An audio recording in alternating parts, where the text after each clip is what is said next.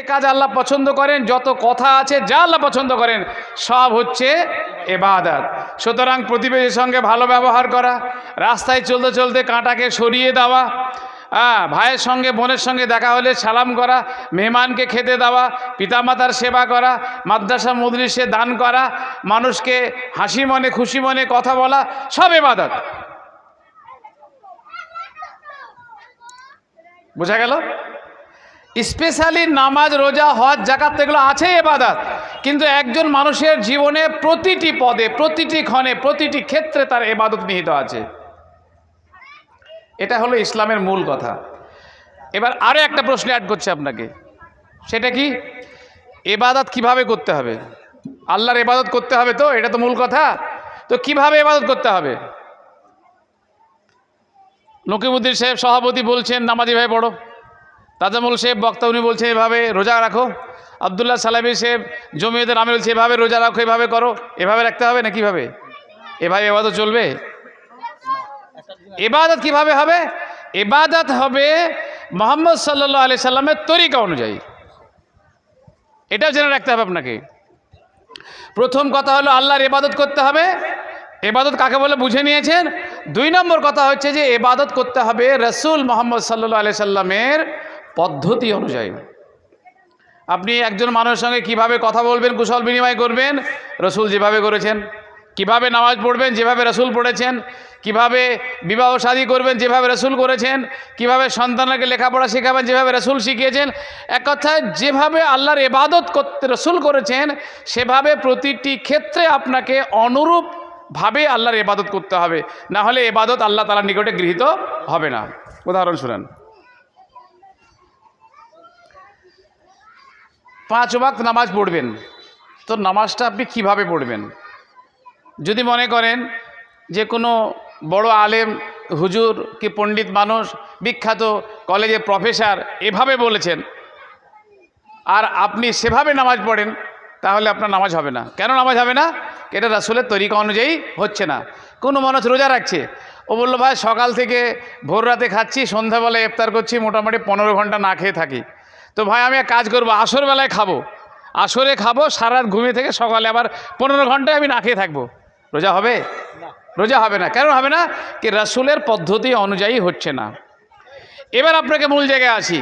তাহলে আল্লাহ তাআলার ইবাদত করতে হবে এবং রাসূলের পদ্ধতি অনুযায়ী করতে হবে, এই দুটো মৌল নীতিকে যারা আঁকড়ে ধরে থাকবে, যেটা ধরে থাকবে, তারাই হচ্ছে ফিরকায়ে নাজিয়া। আমাকে আলোচনা রাখতে বলেছে ফিরকায়ে নাজিয়া কি। তো ফিরকায়ে নাজিয়া বুঝার আগে ইসলামের মৌল নীতি দুটো বুঝতে হবে আপনাকে। এই দুটি পদ্ধতি অনুযায়ী যে ব্যক্তি আল্লাহর ইবাদত করবে, সেই ব্যক্তি বা যারা যে দল সে পথের পথিক হবে, তারাই হলো ফিরকায়ে নাজিয়া, মুক্তিপ্রাপ্ত দল। মুক্তিপ্রাপ্ত দল সম্পর্কে বোঝাতে গেলে আপনাকে রাসূলের একটা হাদিস সামনে আনি, যেটার বিষয়ে আমি আয়াত তেলাওয়াত করেছি। আল্লাহ রাসূল সাল্লাল্লাহু আলাইহি সাল্লাম একবার এরকম মাটিতে একটা সোজা দাগ কাটলেন, খাত্তা খাত্তা খাত্তা রাসূলুল্লাহ সাল্লাল্লাহু আলাইহি সাল্লাম খাত্তান মুস্তাকিমা। আল্লাহ রাসূল সাল্লাল্লাহু আলাইহি সাল্লাম একটা সোজা দাগ কাটলেন, এভাবে দাগ কেটে দিলেন। আর দাগ কাটার পরে তিনি আশেপাশে আরও দাগ কাটলেন, ও খাত্তা খুতুতান আন ইয়ামিনিহি ওয়া শিমালিহি, তার ডানে বামে আরও অনেকগুলো দাগ কাটলেন, দিয়ে বললেন আন্না হাযা সিরাতি মুস্তাকিমা, এই যে সোজা দাগ, এটা হলো সরল পথ, এটা হলো সঠিক পথ। আর এই আশেপাশে যে পথগুলো দেখছো, ডানে বামে ঘুরে ফিরে যাচ্ছে, এদিক ওদিক কেটে যাচ্ছে, এই পথগুলো হলো শয়তানের পথ। কি বোঝা গেল? যে আল্লাহ রাসূল সাল্লাল্লাহু আলাইহি ওয়াসাল্লাম তার উম্মতকে দ্বীন-এ ইসলামকে সঠিকভাবে বোঝানোর জন্য একটা উদাহরণ, বাস্তব উদাহরণ দিলেন। উদাহরণের মাধ্যমে মানুষকে অনেক কিছু বোঝানো যায়। সোজা দাগ কেটে বললেন যে ইসলামের পথ হবে সোজা, একেবারে কোনো এখানে বক্রতা নেই।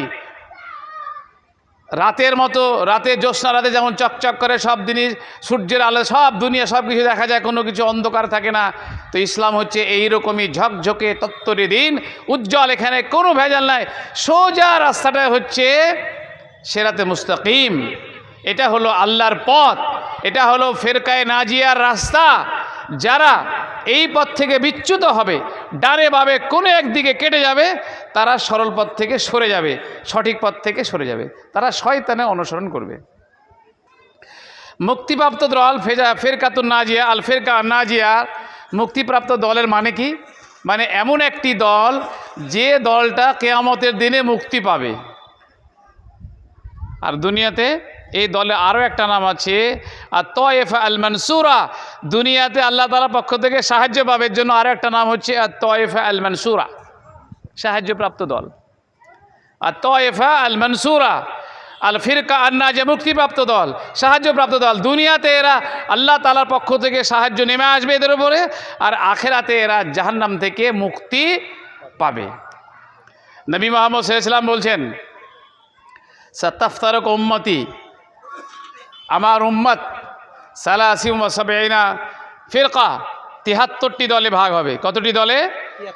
৭৩টি দলে আমার উম্মত বিভক্ত হয়ে যাবে। তার মধ্যে সবাই যাবে জাহান্নামে, কুল্লুহুম ফিন্নার ইল্লা ওয়াহিদা। একটি মাত্র দল ছাড়া ৭২টি ফিরকা, ৭২টি দল, ৭২টি মতাদর্শের ব্যক্তিরা জাহান্নামে যাবে, একটি দল ছাড়া, একটি মতাদর্শ ছাড়া। তারা তারা কারা হবে? তারা হলো ওই সমস্ত মানুষ যে পথের ওপরে আমি আছি, মা আনা আলাইহি ওয়া আসহাবি, যে রাস্তার ওপরে, যে পথে, যে মতাদর্শে, যে পদ্ধতির ওপরে আমি এবং আমার সাহাবায়ে একরাম আল্লাহর ইবাদত করে, এই পদ্ধতিতে যারা কিয়ামত পর্যন্ত আল্লাহর ইবাদত করবে তারা মুক্তিপ্রাপ্ত দল। আল্লাহ রাসূল তো আল্লাহর ইবাদত করতেন না, করতেন না। হানাফিদের মতো বলেন না যে বেরেলিদের মতো যে আল্লাহর ইবাদত কেন করতে হবে, মুহাম্মদের ইবাদত করতে হবে। নাউজুবিল্লাহ মিন জালিক। আমাদের ওখানে এক মাস্টারমশাই সম্পর্কে আমার একটা মামা হচ্ছে, বুঝলেন, তো কোনোদিন নামাজ পড়েনি, আর সায়েন্সের মাস্টার, এসইউসি পার্টি করে, খুব তীক্ষ্ণ ব্রেন, কোনোদিন মসজিদে যায়নি, জালসা শুনেননি, ওয়াজ শুনেননি, একে ঘৃণা করতো ইসলামকে। হ্যাঁ, ইসলাম এসব মৌলবীদের কাজ। তো ওই আমার মামা, আল্লাহ তাআলা হেদায়েত দেবে, ও নামাজ ধরেছে, শুনলাম নাকি নামাজ পড়ছে। আবার কদিনের মধ্যে রিটায়ার্ড করেছে চাকরি করার 70 বছর বয়সে, কদিনে ঝাঁটাঝাট বড় বড় সূরা মুখস্থ করে নিয়েছে, ব্রেন ভালো তো। তো আমার সঙ্গে একদিন দেখা হলো, কথা হলো, আমার ফোন নাম্বার নেই, বলছে তুজাম্মেল, তো তোমরা যা করছো তাতে তোমাদের ঠিক লাগছে গো। উনি বলছেন, উনি কিন্তু ওই পীরপন্থী এলাকার মানুষ, ওসব কিছু দেখছে, কিছু করে না, ওসব কিছু মানে না, পীর কিছু মানে না। তো উনি বলছে তোমাদের এটা ঠিক। কি করে ঠিক হলো? দলিল শুনেন, আপনাদের ব্রেন লাগান। কোরআনে আল্লাহ তাআলা এমনভাবে দিয়েছেন যে আপনি যদি ওই পথ খুঁজেন, ব্রেনকে ফ্রেশ রাখেন, আপনি পথ খুঁজে পেয়ে যাবেন। কি? উনি বলছেন কোরআনের সূরা ফাতিহা নামাজ পড়ছি আলহামদুলিল্লাহি রাব্বিল আলামিন আর রহমানির রহিম মালিকি ইয়াউমিদ্দিন ইয়্যাকা না'বুদু ওয়া ইয়্যাকা নাস্তাঈন।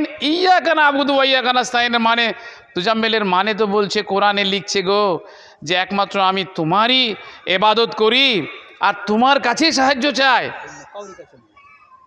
তো এখানে তো আল্লাহ তাআলার কথাই বলা হচ্ছে, এবং প্রতি রাকাতে মানুষ তো এই দুয়াটাই পড়ছে, এই সূরাটাই পড়ছে।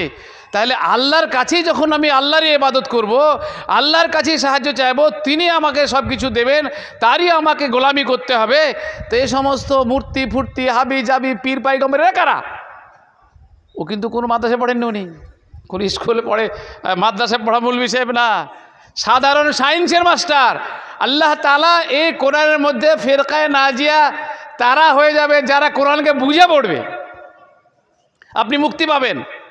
আপনি যদি মনে করেন যে আল্লাহর ইবাদত করব তো রাসূলকে ইবাদত করতে লাগি, যেভাবে বলছে কিছু মানুষ, আল্লাহর ইবাদত করতে হবে তো পীরের ইবাদত করি, পীরের কথা শুনে আল্লাহকে পাওয়া যাবে না। তো একজন সাধারণ মানুষ বুঝছেন ইয়্যাকা না'বুদু ওয়া ইয়্যাকা নাস্তাঈনের এই বাংলা অনুবাদ বুঝে যে আল্লাহ ছাড়া কারো কাছে মাথা নত করা যাবে না। এটা হলো ফিরকা নাজিয়ার প্রথম গুণ, বুঝলেন, যে একমাত্র আল্লাহর ইবাদত করবে, অন্য কারো নিকটে করবে না। আর ইবাদত কিভাবে করবে? যেভাবে রাসূল করেছেন। আচ্ছা, এই আয়াতগুলোকে আল্লাহ রাসূল পড়তেন না? তিনিও পড়তেন। তো আল্লাহ রাসূল কার ইবাদত করতেন? কার? আল্লাহর ইবাদত করতেন।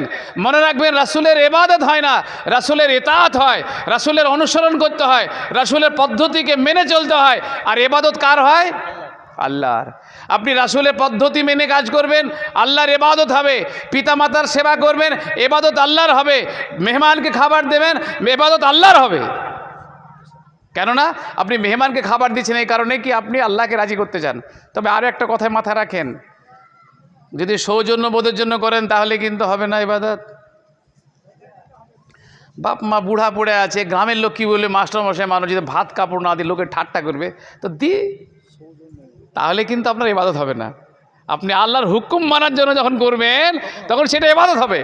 আর যখন লোক দেখানো যখন রিয়া হয়ে গেল, এইটা বুঝতে হবে আপনাকে। তো এই ফিরকা মুক্তিপ্রাপ্ত দল, আল্লাহ রাসূল বলছেন ৭৩ ভাগে ভাগ হবে, ১ ভাগ যাবে জান্নাতে, বাকি সব জাহান্নামে। এই যে ১ ভাগ লোক জান্নাতে যাবে, তাদের কি মানহাজ তারিকা, তাদের কি বৈশিষ্ট্য, সেগুলো নিয়ে আমি সংক্ষিপ্ত আলোচনা করবো। আমার টাইম তো কমিয়ে দিলেন আপনারা, তো সেভাবে বলে দিতে হবে আমাকে। আর ঠিক আছে, অসুবিধা নেই, আমি এসে চালিয়ে দেবো, অসুবিধা নেই। হ্যাঁ, না ধরবো না, ইনশাআল্লাহ হয়ে যাবে। দেখা যাক মুক্তিপ্রাপ্ত যারা দল, অর্থাৎ যে সমস্ত লোকেরা আখেরাতে মুক্তি পাবে আর তায়েফ আল মানসুরা দুনিয়াতে আল্লাহ সাহায্য পাবে, তারা কারা, তাদের গুণগুলো কি কি, একটা একটা করে বলছি, ভালো করে শুনেন আর মুখস্থ করলেন। নাম্বার 1, এদের প্রথম কাজ হচ্ছে কি, হিয়াল্লাতি তালতাজিমু মানহাজার রাসূল সাল্লাল্লাহু আলাইহি সাল্লাম ফি হায়াতিহি ওয়া মানহাজ আসহাবিহি মিন বাদিহি ওয়া হুয়াল কুরআনুল কারীম আল্লাযী আনজালাহু আল্লাহু আলা রাসূলিহি ওয়া বায়্যানাহু লিসাহাবাতিহি ফি আহাদিস সাবিতাইন আনহু ওয়া আমালাল মুসলিমিন বিতামাসসুকি বিহিমা ফাকাল তারাকতু ফীকুম আমরাইন লান তাদুল্লু বিহিমা বা'দাহুমা কিতাবুল্লাহি ওয়া সুন্নতি। এর মতলবটা কি? প্রথম হচ্ছে ওই সমস্ত মানুষ যারা আল্লাহ রসুল জীবদ্দশায় যে পথে চলেছেন এবং তার মৃত্যুর পরে সাহাবীরা যে পথে চলেছেন, সেই পথের পথিক যারা, তারা হলো মুক্তিপ্রাপ্ত দল। কি বললাম? 1 নম্বর হচ্ছে যে আল্লাহ রসুল জীবদ্দশায় যেভাবে তিনি আল্লাহর ইবাদত বন্দেগী করেছেন, যেভাবে চলেছেন, আর তার মৃত্যুর পরে সাহাবীরা যেভাবে চলেছেন, সেই পথটাই হচ্ছে কিসের পথ? মুক্তিপ্রাপ্ত আল ফিরকা আর নাজিয়ার 1 নম্বর বৈশিষ্ট্য, তাদেরও পথে এটা। এই জন্য নবী সাল্লাল্লাহু আলাইহি ওয়াসাল্লাম মৃত্যুর আগে বারে বারে বলছেন, কি বলছেন? তারাকতু ফীকুম আমরাইন, হে আমার উম্মত, তোমরা শুনে রাখো, তোমাদের কাছে 2টো বস্তু রেখে গেলাম। 1 নম্বর হচ্ছে কি, কিতাবুল্লাহ, আল্লাহর কিতাব। আর 2 নম্বর কি? সুন্নতি, আমার সুন্নাত, অর্থাৎ সহি হাদিস। সুতরাং যে মানুষ দুনিয়াতে জয়ীব জাল এর পিছনে না পড়ে কেবলমাত্র সহি হাদিস আর কোরআনের আয়াত খুঁজে খুঁজে জীবন ধারণ করবে, রাসূলের পথ খুঁজে পাবে, সাহাবীদের পথের অন্বেষণ করবে, তারা মুক্তিপ্রাপ্ত দলের অন্তর্ভুক্ত। আর যদি মনে করেন যে কোন টাইপে বলবো, এটাও তো হাদিস, এটাও তো হাদিস, এটাও তো হাদিস, দুনিয়াতে জাল জয়ীব বাদ দিয়ে সহি হাদিসগুলো আমল করলে আপনি ধন্য হয়ে যাবেন। কেন জাল জয়ীবের পিছনে পড়বেন? তাই কি না?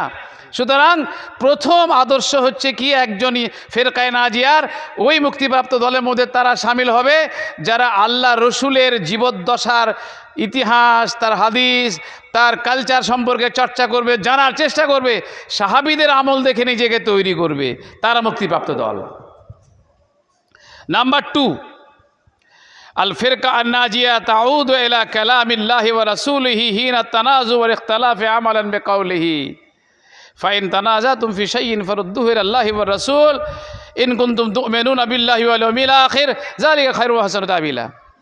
2 নম্বর গুণ হচ্ছে কি, যখন কোনো বিষয়ে বিতর্ক হবে, এটা ঠিক না ওটা ঠিক, তখন এরা আল্লাহ এবং রাস্তার রাসূলের দলিলের সামনে আত্মসমর্পণ করবে, এটা 2 নম্বর গুণ।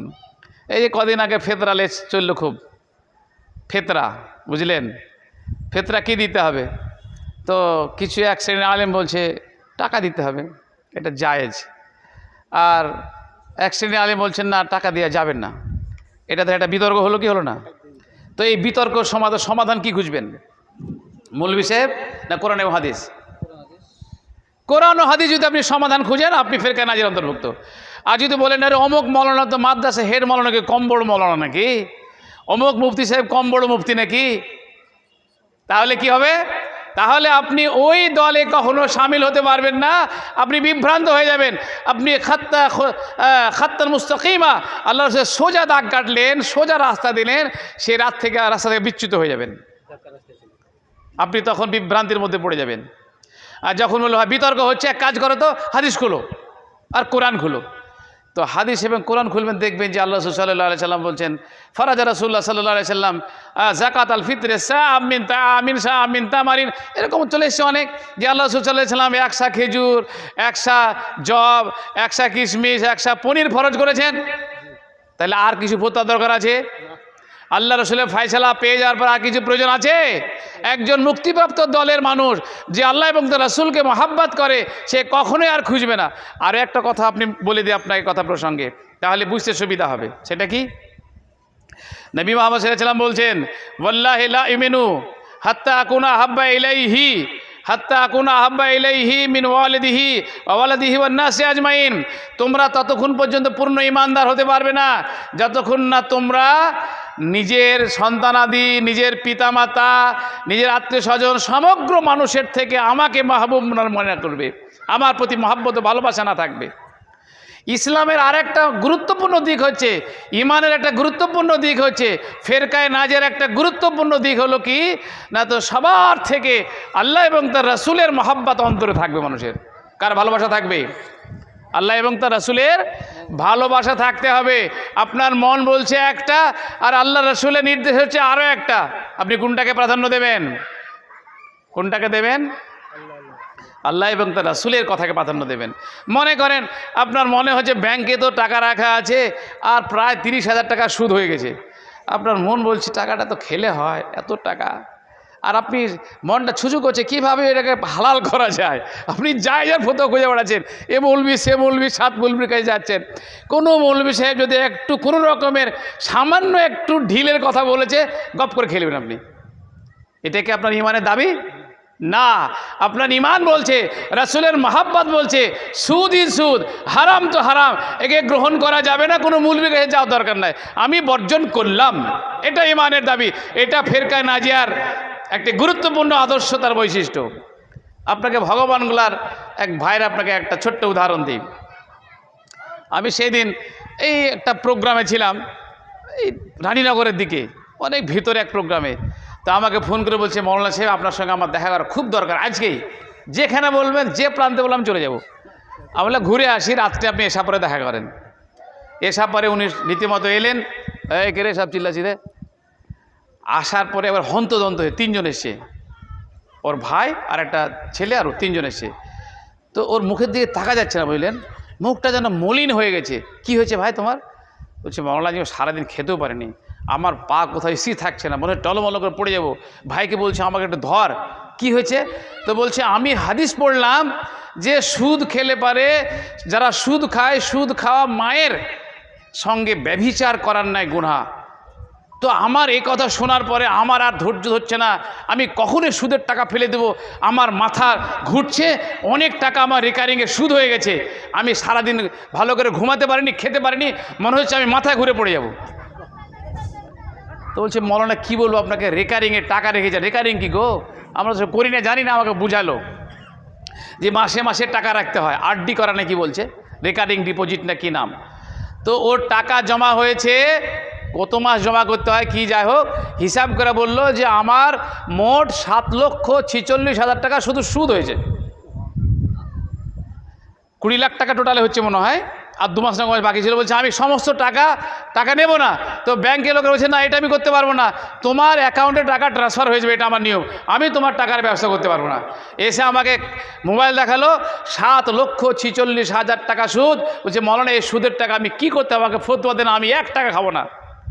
এটা হলো ফেরকায়ে নাজিয়ার দাবি, এটা হলো রাসূলের মহব্বত, যে রাসূল বলছেন এখানে সুদ খাওয়া যাবে না, আল্লাহ বলেছেন সুদকে হারাম করেছি, আর আপনার মন বলছে এত টাকা। আপনি কোনটাকে প্রাধান্য দেবেন? আপনি প্রাধান্য দেবেন কাকে? আল্লাহ রাসূলের মহব্বতকে, আল্লাহর ভালোবাসাকে, আল্লাহর নির্দেশকে। তবে তো আপনি ফেরকায়ে নাজিয়ার মধ্যে ঢুকবেন। ভাবছেন না আহলে হাদিস দলের সঙ্গে ঘুরলে আপনি ফেরকায়ে নাজিয়ার মধ্যে ঢুকে যাবেন নাকি? হ্যাঁ, ফেরকা নাজিয়া মানে এমন কোনো ব্যাপার নয় যে আমি টিএমসি পার্টি করে ঝান্ডা ধরে লেছি আমার সব 7 খুন মাপ। আপনি এই জমিয়তে আহলে হাদিসের মিটিংয়ে মিছিলে আসেন মানে আপনার সব 7 খুন মাপ, এমন ভাববেন না। আপনার ব্যক্তিগত জীবনেও এটাকে আমলে পরিণত করতে হবে, না হলে আপনাকে দল নিতে পারবে না। এই দলকে আল্লাহ তাআলা কোনো অধিকার দেয়নি দলের নেতাকে, কিন্তু অমকে তুমি দলের লোক বানিয়ে নাও, আল্লাহ বলেছে নাকি? যে আমাদের জমিয়তের আমির আবদুল্লাহ সালামি সাহেব যাকে যাকে নেবে সে ফেরকা নাজিয়ার মধ্যে ঢুকে যাবে, এমন কোনো ব্যাপার আছে নাকি ইসলামে? অত সহজ ব্যাপার নয়, বুঝতে পারলাম? এই প্রসঙ্গে আর একটা কথা শুনে রাখেন, আল্লাহ তাআলা কোরআনে স্পষ্ট বলেছেন, ওয়াইন কানা আবাউকুম ওয়া ইখওয়ানুকুম ওয়া আজওয়াজুকুম ওয়া আশিরাতুকুম ওয়া আজওয়াজুকুম ওয়া আশিরাতুকুম, এভাবে আল্লাহ তাআলা 5 প্রকার আত্মীয়ের কথা বলছেন। তোমাদের পিতা, তোমাদের সন্তান, তোমাদের ভাই, তোমাদের স্ত্রীরা, স্বামীরা, তোমাদের নিকটাত্মীয়। কটা হলো?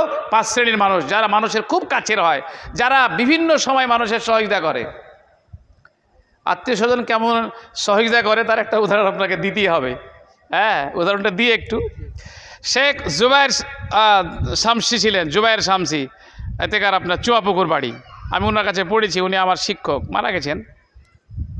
তো ওনার এক ভাই ছিল গুন্ডা টাইপের বদমাশ, এনে আলেম আর বদমাশ, ভাইয়ের সঙ্গে খুব ভালো যোগাযোগ নাই।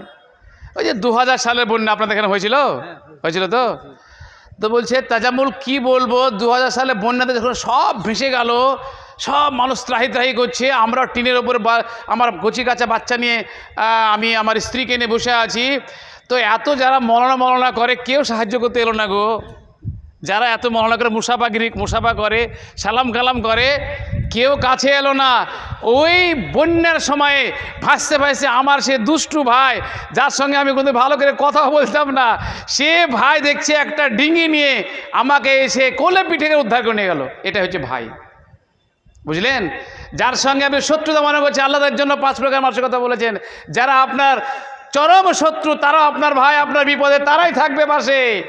তাই আল্লাহ তাআলা বলছেন, যদি তোমাদের সন্তান, তোমাদের পুত্র, তোমাদের ভাই, তোমাদের স্ত্রী, আত্মীয় স্বজন, তোমাদের বংশের লোক এবং ওয়ামওয়ালুন ইখতারাফতুমুহা, তোমাদের উপার্জিত ধন সম্পদ, ও তিজারাতান তাখশাউনা কাসাদাহা, তোমাদের মহাব্বতের ভালোবাসার ব্যবসা যার মন্দা তোমরা অপছন্দ করো, ও মাসাকিনে তারজাউনাহা, এবং তোমাদের পছন্দের সুন্দর আলিশান বাড়ি, যদি আল্লাহ এবং তার রাসূলের থেকে মহাব্বত ভালোবাসার হয়, মাহবুব হয়, তো আল্লাহর শাস্তির অপেক্ষা করো।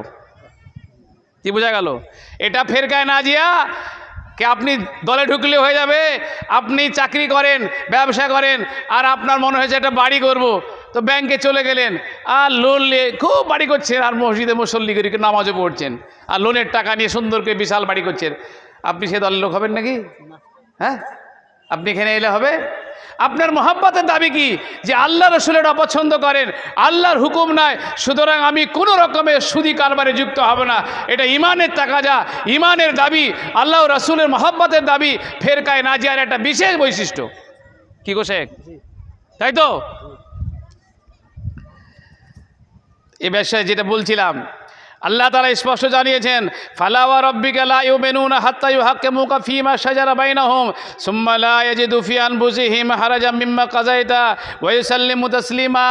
আল্লাহ তাআলা বলেন কি তোমরা হরগিজ মুমিন হতে পারবে না যদি তোমরা হাত্তা ইউহাক্কিমুকা ফীমা শাজারা বাইনাহুম, হে মুহাম্মদ, তোমাকে যদি মানুষ নিজেদের বিবাদের বিষয়ে, ঝামেলার বিষয়ে একমাত্র বিচারক হিসাবে গ্রহণ না করে। নিজেদের মধ্যে যত ভেজাল হবে, সে দিনই ভেজাল হোক আর শরীয়তের ভেজাল হোক, বিচারক কে? আল্লাহ রসুল। কে বিচারক? আল্লাহ রসুল। তা আল্লাহ রসুল তো আমাদের কাছে নাই, তার বাণী বিচারক, তার বাণী অনুযায়ী ফয়সালা হবে নাকি? সুতরাং আল্লাহর রসুলকে বিচারক যতক্ষণ আপনি চূড়ান্ত বিচারক না মানবেন, যতক্ষণ পর্যন্ত তার কথার ফয়সালাকে চূড়ান্ত মনে না করবেন, আপনার ঈমান পূর্ণ নয়, আপনি ঈমানদার হতে পারবেন না। আর কি? সুম্মা লা ইয়াজিদু ফি আনফুসিহিম হারাজাম মিম্মা কাযাইত, অতঃপর তুমি যে ফয়সালা করবে সেই ফয়সালায় তাদের অন্তরে কোনো রকমের দ্বিধাদ্বন্দ্ব থাকবে না। আল্লাহ রসুলের ফয়সালার পরে কোনো দ্বিধাদ্বন্দ্ব থাকবে না। আল্লাহ রসুলের ফয়সালা যেখানে থাক না কেন। কিছু লোক বলছে যে আল্লাহ রসুলের ফায়সালা অনুযায়ী জেনা ধরলে পারে জেনা করার জন্য 4টা সাক্ষী লাগবে, কি সম্ভব? এই ফায়সালাটা পছন্দ হয়েছে না কি গো? এরকম বলে লোকে। আল্লাহ রসুলের এই ফায়সালা, আল্লাহর এই ফায়সালা 4 জন সাক্ষী লাগবে, এটা পছন্দ হয় না। আমার বিবির সঙ্গে অন্য একজন মানুষ ব্যভিচার করবে আর আমি সচক্ষে দেখব, দেখার পরে আমাকে 4টা লোক জোগাড় করতে হবে, না হলে এটা জেনা প্রমাণ হবে না। এই বিচারটা ভালো লাগছে না। কি বিচার তাহলে? তাহলে তোমার বিচার যে তোমার বিবিকে দেখলা আর না দেখলা, তুমি বলে দিলা যে আমার বিবি বিচার করেছে, আর গজম করে দিতে হবে? এমনও তো বহু মানুষ আছে যে না দেখে বিবির উপর ইলজাম লাগাবে, লাগাবে না যে আমার বিবি এই কাজ করেছে, আর ওকে গজম করে দিতে হবে? অত সহজ? তোমার একটা ব্যভিচার প্রমাণ করার জন্য 4 জন সাক্ষী এর জন্য দরকার। একটা মানুষের জানের, প্রাণের মূল্য অনেক বেশি, অত সহজ নয়। তো তোমার জন্য ফায়সালা তো অন্য আছে, সেটা তুমি জানো না। ইসলাম সম্পর্কে মানুষ যা না জানলে যেটা হয়, জাহিল হলে যা হয়। আপনারা জেনে রাখেন, যদি কারো কোনো স্ত্রীকে, কোনো ব্যক্তি স্ত্রীর সঙ্গে অন্য কোনো পুরুষের ব্যভিচার সচক্ষে দেখেন আর 4 জন সাক্ষী না থাকে, স্ত্রীর ওপরে রজমের ফায়সালা দেওয়া যাবে না। তবে কি হবে? আর যদি ইসলামে একটা ব্যবস্থা আছে, সেটা জানেন? জানেন কি আছে ব্যবস্থা? এই তো চলছে, ওয়াজ শুনছেন কিন্তু নিয়ম জানেন না। লেয়ান করতে হবে, লেয়ান। লেয়ানের সিস্টেম আছে। স্ত্রী স্বামী 4 বার কসম করে বলবে আমি সত্য কথা বলছি, স্ত্রী মিথ্যাবাদী, আর 5ম বারে বলবে যদি আমি মিথ্যাবাদী আমার উপর লানত হোক। স্ত্রী অনুরূপভাবে বলবে। লেয়ান মানে লানত ঘোষণা করা, নিজের জন্য লানত চাওয়া, যে আমার স্বামী মিথ্যাবাদী, আমার স্বামী মিথ্যাবাদী, আমার স্বামী মিথ্যাবাদী। যদি আমি মিথ্যাবাদী হই তো আমার উপরে লানত বর্ষিত হোক। লেয়ান হবে, স্বামী স্ত্রী বিচ্ছেদ হয়ে যাবে। এই ফায়সালা আছে তো, আপনি জানেন না? তাই বলেন রাসূলের ফায়সালা আপনি সন্তুষ্ট না। আল্লাহ তাআলা পরিষ্কার বলছেন, রাসূলের চূড়ান্ত সিদ্ধান্ত, এর উপরে আর কোনো আঙ্গুল তোলা যাবে না, কোনো কথা বলা যাবে না। এটা হচ্ছে ফেরকায়ে নাজিয়ার মুক্তিপ্রাপ্ত দলের একটা বিশেষ বৈশিষ্ট্য। এটা আপনারও হওয়া উচিত। দাড়ি কাটছো কেন ভাই? তো বলে খুচখুচ করে, ভাল লাগে না। তুমি হাজারো নামাজ পড়ো, রাসূলকে মহব্বত করলে তোমার দাড়ি কাটা যাবে? হ্যাঁ, তোমার কেমন ফায়সালা? রাসূলের ফায়সালা দাড়ি বাড়াও, দাড়ি বাড়াও, স্ত্রীকে পর্দা করাও, ছেলে মেয়েদেরকে পর্দা করাও। আর আপনি সব ঘুমাচ্ছেন, সব পর্দার বাইরে চলছে। আপনার সকাল থেকে সন্ধ্যা পর্যন্ত বাড়িতে আপনার নিজের ব্যক্তিগত জীবনে প্রতিটা মুহূর্তে আপনি অন্যায়ের সঙ্গে যুক্ত আছেন, আর ভাবছেন যে আহলে হাদিস সংগঠন আছে, এটাই মুক্তিপ্রাপ্ত দল, আমি বিশাল সার্টিফিকেট পেয়ে গেছি। এই ধারণা ভুল, ধারণা শুধরে নেন। আমল আপনাকে করে সেই দলভুক্ত হতে হবে। ফেরকায়ে নাজিয়ার যারা মুক্তিপ্রাপ্ত দল, আরও একটা বৈশিষ্ট্য গুরুত্বপূর্ণ, কি? লা তুকাদ্দিমু কালাম আহাদিন আলা কালামিল্লাহি ওয়া রাসূলিহি আমালান বিকাউলিহি ইয়া আইয়ুহাল্লাযিনা আমানু লা তুকাদ্দিমু বাইনা ইয়াদিল্লাহি ওয়া রাসূলিহি ওয়াত্তাকুল্লাহ ইন্নাল্লাহা সামিউন আলিম। তাদের একটি গুরুত্বপূর্ণ বৈশিষ্ট্য হচ্ছে কি? এরা আল্লাহ এবং তার রাসূলের কথার ওপরে, ফায়সালার ওপরে পৃথিবীর কোনো ব্যক্তি, কোনো আলেম, কোনো মুফতি, কোনো পীর, কোনো হুজুর কারো কথাকে প্রাধান্য দেবে না। ফেতরা দেব তো বলছে আবদুল্লাহ বিন উমার, আমি কি উমর বিন আবদুল্লাহ যে নাকি ফেতরাতে টাকা দিয়েছে, তো এটা কি আপনার ফায়সালা হইল? হ্যাঁ না, আল্লাহ এবং রাসূলের কথার উপরে অন্য কারো কথাকে প্রাধান্য দেওয়া যাবে না। আজকে আমাদের মুসলিম সোসাইটির মধ্যে দেখেন, দেওবন্দি, চিস্তিয়া, জাবরিয়া, কাদরিয়া, সাদিরিয়া, যত রকমের ফেরকা আছে, আশেপাশে যেগুলো আছে মিলান, দেওবন্দি, তারা কিন্তু সবাই আল্লাহ এবং তার রাসূলের কথার থেকে তাদের বুজুর্গদের কথাকে প্রাধান্য দিয়েছে। ঠিক না বেটি? আপনি তবলিগি জামাতে বসবেন, যখন হরিয়াপাড়ায় আমি থাকতাম, আপনারা অনেকে আমাকে চিনেন হয়তো, আমি হরিয়াপাড়া দীর্ঘ 5 বছর থেকেছি। তো হরিয়াপাড়ার মিয়াপাড়া যে মসজিদ আছে, মিয়াদের মসজিদ, ওই মসজিদে নামাজ পড়তাম, মাঝে মাঝে আমি দাস করতাম। এক সময় আমার দাস বন্ধ করে দিল, যেহেতু কাজ খারাপ করে দিবে, কারণ আমার দাস বন্ধ করেছে ওখানে, বুঝলেন? তো ওখানে নজরুল হাজি বা ডাক্তার ছিল, নজরুল ডাক্তার মারা গেছে নাকি গো? এখনও বেঁচে আছে। তো ওই পড়ছে তাবলিগি জামাতের বই, তাবলিগি নেশাব, তবু বড়দের কথা। তা আমি বললাম, আপনি যে তাবলিগি নেশাব যা পড়ছেন, তাদের 70 ভাগের মধ্যে, 100 ভাগের মধ্যে 70 ভাগই ভুল গো। কী পড়েছেন? হ্যাঁ, মজলিসে যখন বলেছি ও চমকে গেছে। আর এত ভুল পড়াচ্ছেন, আর কথায় কথা শুধু বলছে বড়দের কথা। বড়রা কে? বড় কে গো? বড় আল্লাহ রসুল না, বড় হচ্ছে ওদের হুজুরেরা। তো যে সমস্ত মানুষ আল্লাহর রসুলের থেকে, আল্লাহর কথার থেকে বুজুর্গ ব্যক্তি, মহান ব্যক্তিদের কথাকে প্রাধান্য দেয়, তারা ফেরকা নাজিয়া দলভুক্ত হতে পারবে না। আল্লাহ রসুলের কথা খায়রুল কালামে কাল্লা বাদাল্লা, কথা কম কিন্তু ভীষণ অর্থবহ। আপনার যেটা বোধগম্য হয় না, আপনি বুঝতে পারেন না, সেটা আল্লাহ তাআলা তার রাসূলের মাধ্যমে বুঝিয়েছেন। আপনার বেশি বুঝার দরকার নাই। আপনি এটার উপর টিকে থাকেন, আপনি মুক্তি পেয়ে যাবেন ইনশাআল্লাহ। দেখেন, ভালো একটা কথা শুনেন। আব্দুল্লাহ ইবনে আব্বাস রাদিয়াল্লাহু তাআলা আনহু এক কথা প্রসঙ্গে বলছেন।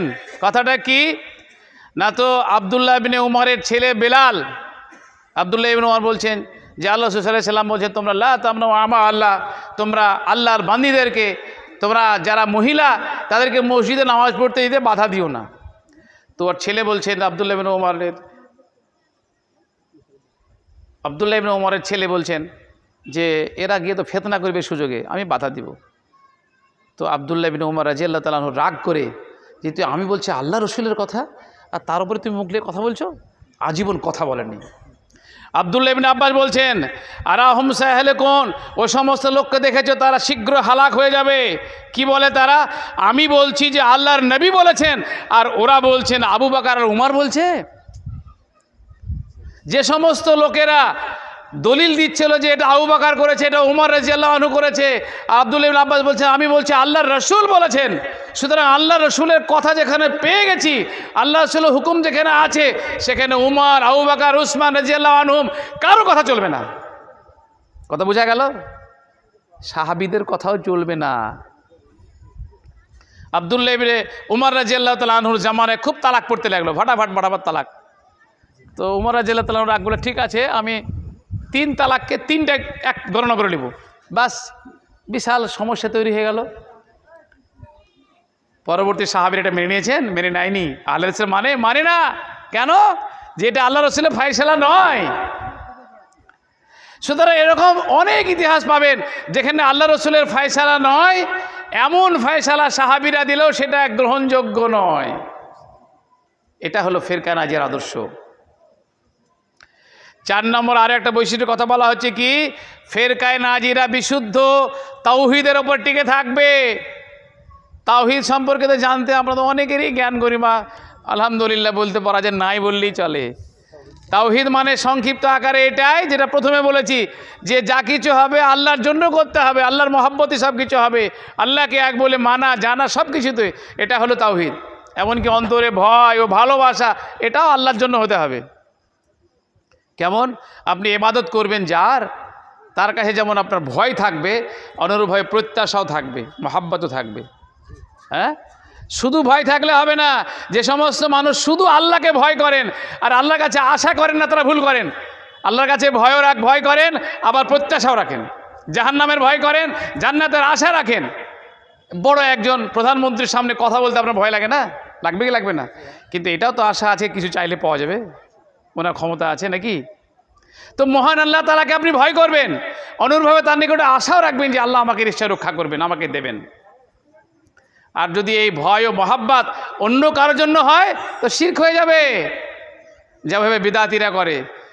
লালবাগে বুঝলেন একটা মসজিদ আছে, তো একদিন নামাজ পড়ছি ওখানে, তো আহলে হাদিসের মসজিদ, হানাফি মসজিদ, নামাজ পড়ে দাঁড়িয়ে আছি, বসে আছে আর কি। তো কিছু লোক দেখছি পাশে একটা মাজার আছে, তো নামাজ পড়ার পরে পিছন দিকে ঘুরতে ঘুরতে আসছে। এ কী ব্যাপার? তো বলছে ওখানে পীর সাহেব আছে, ওর দিকে পিছন করলে বেয়াদবি হয়ে যাবে।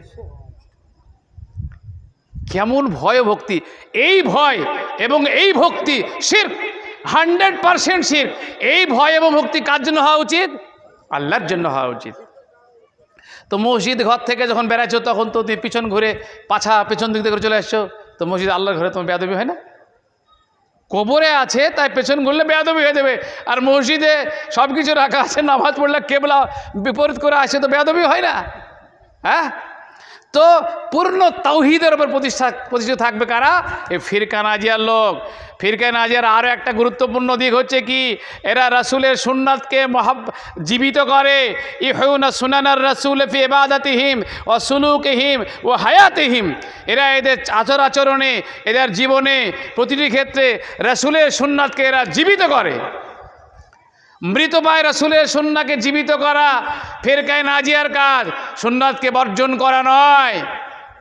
মাগরিবের নামাজের পরে সুন্নাত পড়তে হবে, আজানের পরে। তো আপনি কিছু কিছু ইমাম আছে টাইমই দেয় না, মনে হচ্ছে মাগরিবের আজানের সঙ্গে সঙ্গে বোধহয় নামাজ পড়ে নিতে হয়, দূরে কাতো নামাজ পড়া যায় না।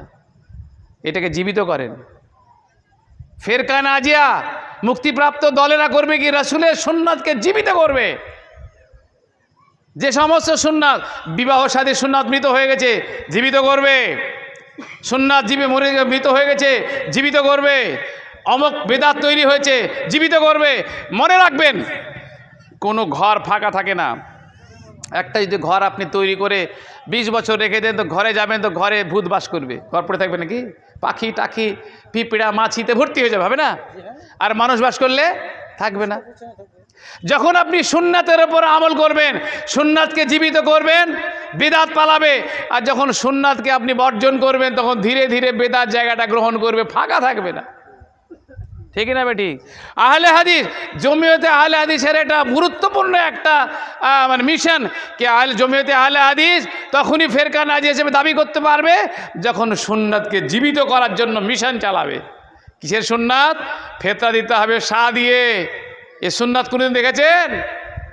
আল্লাহ রসুলের শাহ মক্কা থেকে আনা হলো। আমাদের আনোয়ার হক ফাইজি গিয়েছিল হজে না উমরা গিয়েছিল মনে নাই, উনাকে বলা নিয়ে আনলেন। সেই শাহকে আমরা ধীরে ধীরে ধীরে কপি করে সারা পশ্চিমবঙ্গে ছড়ালাম। এটা তো আমাদের সুন্নাতকে জীবিত করছি না? হ্যাঁ, এটাই তো সুন্নাতকে জীবিত করা হলো। সুতরাং ফিরকায়ে নাজিয়ার লোক সুন্নাতকে মরতে দেবে না, মরা সুন্নাতকে জীবিত করবে, এটা তাদের গুণ। এর জন্য নবী সাল্লাল্লাহু আলাইহি সাল্লাম একটা হাদিস বলেছেন, ইন্নাল ইসলামা বাদা গরিবান সায়াউদ গরিবান কামা বাদা। ইসলাম শুরু হয়েছিল আজনাবী হিসাবে, নতুন ধর্ম হিসাবে, আবার মানুষের কাছে নতুন মনে হবে। এর শাহ মুলুসে এত কিন্তু দেখিনি, দেখবে কি করে? এত কিন্তু শোনি, হ্যাঁ? তো ভুলে গেছো, বিদাত জায়গা দখল করে নিয়েছে। ফিরকায়ে নাজিয়ার আরও দু একটা বৈশিষ্ট্য বলে শেষ করতে হবে, আমার টাইম তো হয়ে গেল। দেখেন আবার গন্ডল পেকি দিন না। ফাতুব আলিল গোরাবার মানে কি? আল্লাযিনা ইসলিহুনা ইযা ফাসাদান নার। গরিব মানুষের ফিরকায়ে নাজিয়ার একটা গুরুত্বপূর্ণ কাজ হচ্ছে, মানুষ যেখানে বিশৃঙ্খলা করবে, মানুষ যেখানে সুন্নাতকে তুলে দেবে, ফিরকায়ে নাজিয়ার লোক সেখানে সুন্নাতকে আবার পুনরায় স্থাপিত করবে। দাড়ি কাটবে মানুষ, দাড়ি ছেড়ে দেখাবে যে না ছাড়ো। মানুষ গিটের নিচে প্যান্ট পরবে, গিটের উপরে প্যান্ট পরবে। মানুষ জামাতবিহীন নামাজ পড়ে, জামাত করে নামাজ পড়বে। এক কথায় সুন্নাতের পায়রাবি করবে, সুন্নাতকে প্রতি মুহূর্তে জীবিত করবে। আর সঙ্গে সঙ্গে বিদাত কিন্তু দূরীভূত হবে। যা আল হক ও জাহাকাল বাতিল, হক আসবে, বাতিল অটোমেটিক্যালি দূরে সরে চলে যাবে। ফিরকায়ে নাজিয়ার আরও একটা গুরুত্বপূর্ণ দিক হচ্ছে কি, লা তাতামাসসাকু ইল্লা বিকালামিল্লাহি ওয়া কালামি রাসূলিহিল মাসুম আল্লাযী লা ইয়ানতিকু আনিল হাওয়া। কি এরা আল্লাহ এবং তার রাসূলের কথা ছাড়া কারো কথাকে দলিল হিসাবে গ্রহণ করে না। কেননা রাসূল সর্বদা আল্লাহর ওয়াহি ছাড়া তিনি কথা বলেন না কখনো। রাসূল এবং আল্লাহর কথা থেকে এরা দলিল গ্রহণ করে, মানুষের কথা থেকে নয়। ওয়াম্মা গায়রুহু মিনাল বাশারি মাহমা আলাত রুতবাতহু।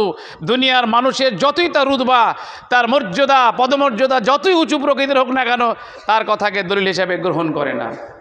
আর একটা কথা আপনাকে বলে রাখি, কোনো মানুষ যতই সে মহান ব্যক্তি হোক, যতই সুন্দর কথা বলুক, আল্লাহ রাসূলের হাদিসের থেকে উৎকৃষ্ট কথা বলার হিম্মত কারণে কে বলতে পারবে না। কেননা মানুষ ফাকাদ ইখতিউল কাউলি সাল্লাল্লাহু আলাইহি সাল্লাম। হ্যাঁ, নবী মুহাম্মদ সাল্লাল্লাহু আলাইহি সাল্লাম বলছেন, কুল্লু বানি আদম খাত্তা। প্রত্যেকটি বানি আদমের ভুল আছে, যত মানুষ আছে সবাই কোনো না কোনোভাবে ভুল করে। কুল্লু খায়রুল খাত্তাইনা তাওয়াবুন। আর মানুষের মধ্যে তারাই উত্তম যারা ভুল করার পরে আবার তওবা করে। ইমাম মালিকের কথাটা শুনলেন, ভালো করে শোনা দরকার।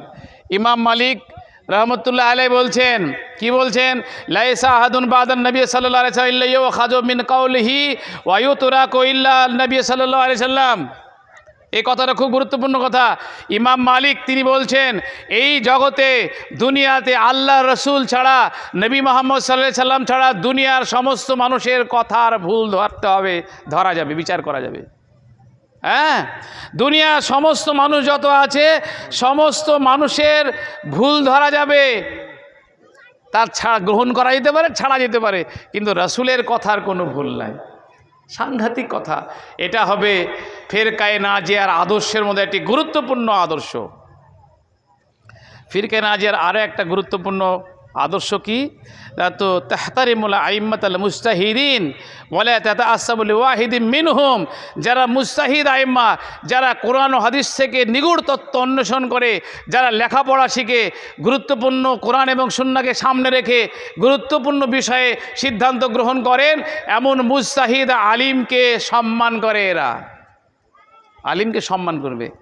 কিন্তু আর একটা গুরুত্বপূর্ণ বিষয় বলেছেন, ওয়ালা তাতাআসসাবু লিওয়াহিদিন মিনহুম, কোনো একজনের একেবারে অন্ধ ভক্ত এরা নয়। মুজতাহিদ ও চেষ্টা করে সঠিকভাবে কথা বলার, কোরআন ও হাদিস দিয়ে মানুষকে বোঝানোর চেষ্টা করে, গ্রহণ করব। কিন্তু কোনো একজনের একেবারে পিছু ছাড়বো না, তার অন্ধভক্ত, এটা কিন্তু ফিরকা নাজিয়ার লোকেরা হবে না। সালাফি সাহেব বলেছেন মানে এটাই ফাইনাল, এটা ফিরকা নাজিয়ার কথা নয়। তাজাম্মুল হক বলেছেন মানে এটা চূড়ান্ত ফাইনাল, এটা ফিরকা নাজিয়ার কথা নয়। ফিরকা নাজিয়ার লোকেরা বলবে হ্যাঁ সালাফি সাহেব ইজতিহাদ করেছেন, আনোয়ারুল হক ফাইজি ইজতিহাদ করেছেন, তাজাম্মুল হক ইজতিহাদ করেছেন, আমরা ইজতিহাদকে সম্মান করি, তাদের প্রচেষ্টাকে, কিন্তু তারা আমরা অন্ধভক্ত নই। অন্ধভক্ত মানে আপনি রাসূলের কথার থেকে অন্যের কথাকে প্রাধান্য দিলেন, আর তখনই আপনি ফিরকায়ে নাজিয়া থেকে দূরে সরে যাবেন। ফিরকায়ে নাজিয়া শুধু দাবি করলে হবে না, আরও কিছু গুরুত্বপূর্ণ কাজও করতে হবে। কি কাজ? ফিরকায়ে নাজিয়ার আর একটা গুরুত্বপূর্ণ আমলের দিক আছে। কি না? তো আমরু বিল মারুফ ওয়া নাহি আনিল মুনকার। এরা মানুষকে ভালো কাজের কথা বলবে, মন্দ কাজে বাধা দেবে, এটা করতেই হবে। ইসলাম শুধু ব্যক্তিগত জীবনে অ্যাপ্লাই নয়, ব্যক্তিগত জীবনে প্রথমে অ্যাপ্লাই করে নিজেকে মজবুত করা, আর সঙ্গে সঙ্গে সেটাকে স্প্রেড করা, জনগণের নিকটে সেটা পৌঁছে দেওয়া, এটাও কিন্তু আপনার কাজ। আমরু বিল মারুফ ওয়া নাহি আনিল মুনকার। নবী মুহাম্মদ সাল্লাল্লাহু আলাইহি ওয়াসাল্লাম বলছেন কি, যখন তোমরা কোনো ভুল কাজ দেখবে, মান রা মিনকুম মুনকারান ফালিগাইয়িরু বিয়াদিহি, যখন কোনো খারাপ কাজ দেখবে হাত দিয়ে বাধা দাও। ফাইল্লাম জাস্তাতি ফাবে লিসানিহি, হাতের দ্বারা ক্ষমতা না থাকলে অন্তত মুখে সেটার বাধা দাও, আর সেটার ক্ষমতা না থাকলে মনে মনে পরিকল্পনা করো। ঘৃণা করে শেষ নয়, পরিকল্পনা করো যে কি করে এই অন্যায়কে প্রতিরোধ করা যায়। পাড়াতে এত ব্যাপক হারে সুদি কারবার চলছে, ব্যাপক ব্যভিচার চলছে, আমি তো বলতে পারছি না, আমার কথাও চলছে না, মনে মনে পরিকল্পনা কী করে করা যাক, কাজ করা যাক, কিছু আলেমকে ডাকি, একটা সভা করি, এটাও আপনার হচ্ছে চেষ্টা। মনে মনে ঘৃণা করার মানে নয়, পরিকল্পনা করা যে কি করে এটাকে দূর করা যায়, আমি তো পাচ্ছি না, কিছু ভালো আলেমকে ডেকে একটা সভা করি, আলেমরাকে বলবো আপনারা এই বিষয়ে আলোচনা করেন। কোরআন হাদিসের কথা মানুষের অন্তরে আল্লাহ জায়গা দিতে পারে, তাই কি না? এটাও কিন্তু ফিরকায়ে নাজিয়া। সুতরাং যারা জমিয়তে আহলেদের সদস্য, তারা শুধু আসবেন আর যাবেন, আনাকুম আর জানাকুম নয়, বরং এখানে শোনার পরে এটা মানেন এবং এই আদর্শকে প্রত্যেকটা জায়গায় আনাচে কানাচে নিজের নিজের সাধ্যমতো পৌঁছে দেওয়ার চেষ্টা করুন। বুঝতে পারলাম? আমাদের বক্তা সাহেব চলে এসেছেন, আর আমি আর একটা কথা বলে শেষ করব। কি? আল ফিরকায়ে নাজিয়ার আরও একটা গুরুত্বপূর্ণ দিক, তাদুল মুসলিমিন আইয়াকুন আমিলা মুতামাসসিক বিসুন্নাতি রাসূলুল্লাহ সাল্লাল্লাহু আলাইহি সাল্লাম ওয়া সাহাবিহি হাত্তা ইউকতাবু লাহুন নাসরু। কি এই ফিরকায়ে নাজিয়ার লোকেরা আল্লাহ এবং তার রাসূলের সুন্নাতকে আঁকড়ে ধরে থাকবে ততক্ষণ যতক্ষণ না আল্লাহর পক্ষ থেকে সাহায্য নেমে আসে। ওয়াল্লাহু ইয়াসমুকা মিনান নার। আল্লাহ তাআলা নবীকে বলছেন, হে নবী, তুমি তোমার পথে অব্যাহত রাখো, দাওয়াতি মিশনকে চালিয়ে যাও, আমরু বিল মারুফ ওয়া নাহি আনিল মুনকার, ভালো কাজে আদেশ, মন্দ কাজে বাধা দেওয়ার কাজ চালিয়ে যাও, আল্লাহ তোমাকে রক্ষা করবেন। সুতরাং ফিরকায়ে নাজিয়া যারা অন্তর্ভুক্ত, তাদের এই মানসিক থাকা দরকার, আমি দ্বীনের পথে আছি, আল্লাহর পথে আছি, রাসূলের পথে আছি, ইনশাআল্লাহুল আজিজ আল্লাহর পক্ষ থেকে সাহায্য নেমে আসবেই আসবে। এই আকীদা বিশ্বাস রাখতে হবে এবং ক্রমাগত মানুষকে নিজের সাধ্যমতো দ্বীনের পথে, রাসূলের সুন্নাতের পথে, আল্লাহ তাআলার পথে আপনাকে আহ্বান করতে থাকতে হবে। আল্লাহর সাহায্য নেমে আসবেই আসবে ইনশাআল্লাহ। এই আকীদা থাকতে হবে আপনার। এগুলোই হচ্ছে গুটি কতেক ফেরকায়ে নাজিয়ার বৈশিষ্ট্য যা আপনাদের সামনে তুলে ধরা হলো। টাইম আমার শেষ হয়ে গেছে, আমাকে এক্ষুনি সমাপ্ত করতে হবে। আমি শুধু সাময়িক করে দিচ্ছি, আলোচনা প্রায় হয়ে গেছে, আরও কিছু কথা ছিল, যাক যেগুলো বলা হয়েছে এইটুকু মানলে আলহামদুলিল্লাহ ফেরকায়ে নাজিয়া দলভুক্ত হওয়া যাবে। ঠিক আছে, ক্লিয়ার হয়েছে তো? ফেরকায়ে নাজিয়া মানে মুক্তিপ্রাপ্ত দল, দুনিয়াতে মুক্তি পাবে, আর দুনিয়াতে সাহায্য পাবে, আর আখিরাতে জাহান্নাম থেকে মুক্তি পাবে। এর জন্য এর আরও একটা নাম আছে আর তয়েফা আল মানসুরা। ঠিক আছে, এর অনেকগুলো বৈশিষ্ট্য বর্ণনা করা হলো। প্রধান কথা কি, একমাত্র আল্লাহর ইবাদত করতে হবে, আর 2 নম্বর কথা হচ্ছে ইবাদত রাসূলের পদ্ধতিতে করতে হবে। সুতরাং আল্লাহ এবং তার রাসূলের যা নির্দেশ সেটাকে অক্ষরে অক্ষরে ব্যক্তিগত জীবনে, সামাজিক জীবনে, পারিবারিক জীবনে, অর্থনৈতিক জীবনে, জীবনের each and every aspects of life, জীবনের প্রতিটা ক্ষেত্রে তার বিধানকে, তাদের আদর্শকে বাস্তবায়ন করাই হচ্ছে ফেরকায়ে নাজিয়ার একমাত্র মিশন ও ভিশন। আল্লাহ তাআলার কাছে দোয়া, হে আল্লাহ তুমি আমাদেরকে ফেরকায়ে নাজিয়ার মিশন ও ভিশনকে বাস্তবায়িত করার তৌফিক দান করো। আল্লাহুম্মা আমিন। আকুলু কাউলি হাযা, আস্তাগফিরুল্লাহ সাইয়্যিদুল মুসলিমিন। আসসালামু আলাইকুম ওয়া রাহমাতুল্লাহ। ফোন করছিলাম, ধরছিলেন না। আসসালামু আলাইকুম ওয়া রাহমাতুল্লাহ।